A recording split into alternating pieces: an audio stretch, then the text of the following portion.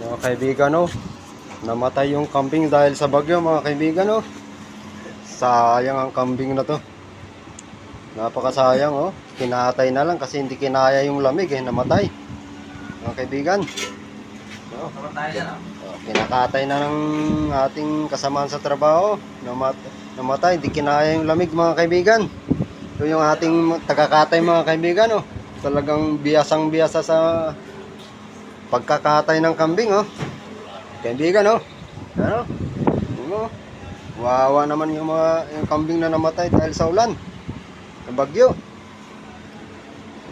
Kaya kinatay na, talagang ganyan ang pag-aalaga natin ng mga hayop. Kasi pag napabayaan, talagang mamamatay.